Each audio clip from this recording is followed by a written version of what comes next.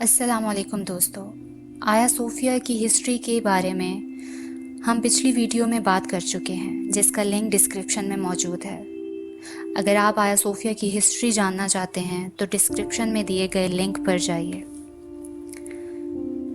آج ہم بات کریں گے آیا صوفیہ کو مسجد میں بحال کرنے کے بعد جو رد عمل غیر مسلمانوں نے کیا وہ کیسا تھا، اور عیسائیت کے ماننے والے اتنے رنجیدہ کیوں ہیں۔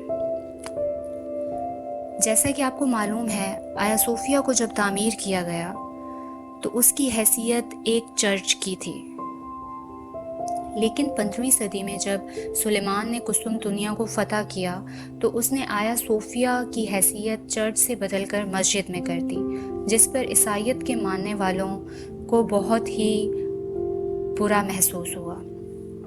کچھ ایسا ہی نفرت آموز رد عمل 10 جولائی 2020 کو پایا گیا ہے۔ آیا صوفیہ کی مسجد بحالی کے بعد دنیا کے غیر مسلم عوام کے رد عمل میں بہت نفرت پائی جا رہی ہے۔ یونیسکو، جو کہ آیا صوفیہ کو تاریخ کا ورثہ یعنی کہ ہیریٹیج آف آل ریلیجنز قرار دے چکا ہے، ان کا کہنا تھا کہ اگر ترکی نے پچھلے فیصلوں کی خلاف ورزی کی تو یہ آنے والے دور کے لیے انتہائی غلط قدم ہوگا۔ یونیسکو نے مزید کہا کہ ترکی کا ذاتی حق نصف کے برابر ضرور ہوگا، لیکن آیا صوفیہ کی اصل حقیقت گرجا گھر کی ہے یعنی کہ چرچ کی ہے، کیونکہ آیا صوفیہ کی تخلیق ایک گرجا گھر کی صورت میں ہوئی تھی۔ یورپین یونین بھی اسی خیال کے گرد گھوم رہے ہیں، اور انہوں نے ترکی کو بار بار یہ سمجھانے کی کوشش کی ہے کہ آیا صوفیہ کو میوزیم سے بدل کر مسجد میں کرنے کا مطلب یہ ہوگا کہ ترکی پوری دنیا کے عیسائیت کو بے عزت کر رہی ہے۔ مگر طیب اردوغان، جو کہ حال کے ترکی کے صدر ہیں اور اپنا حکومتی حق استعمال کرتے ہوئے وہ یہ قدم اٹھا سکتے ہیں، بغیر کسی ڈر و خوف کے آیا صوفیہ کو مسجد میں تبدیل کر چکے ہیں۔ اس بات میں کوئی شک و شبہ نہیں کہ مسلمانوں کے لیے آنے والا وقت سنہری تو ہوگا، مگر مشکلات سے بھرا ہوا بھی ہوگا، کیونکہ اس فیصلے کے بعد سے مسیحی بھائی چپ نہیں بیٹھیں گے۔ بالکل ایسا ہی واقعہ سلیمان کے دور یعنی کہ 15ویں صدی میں بھی پیش آیا تھا، جس کی وجہ سے مسیحی برادری مسلمانوں کے بے حد خلاف ہو چکی تھی۔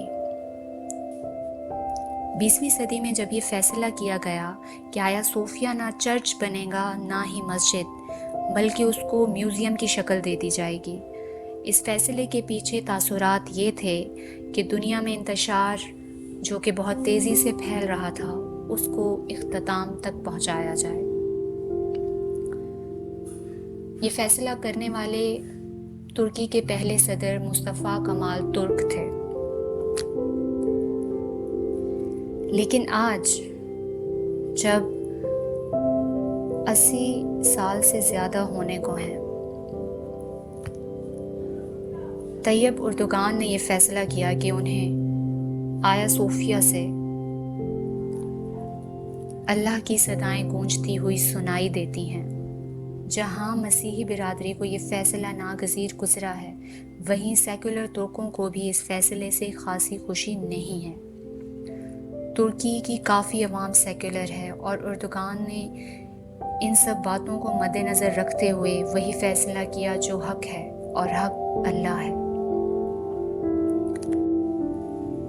10 جولائی 2020 کو جب یہ فیصلہ کیا گیا کہ آیا صوفیہ کو مسجد میں تبدیل کیا جائے گا، اور اس کا آغاز ذی الحج کے پہلے جمعے کو ہوگا، اس روز لوگوں کی تعداد دیکھ کر ہر مسلمان کا دل اگر ایمان سے مردہ تھا تو وہ دوبارہ سے زندہ ہو جاتا ہے۔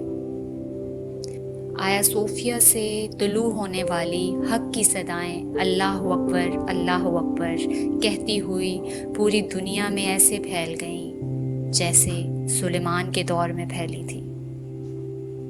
اگر اللہ نے چاہا تو اسی طرح مسلمان اپنا کھویا ہوا مقام دوبارہ حاصل کر لیں گے۔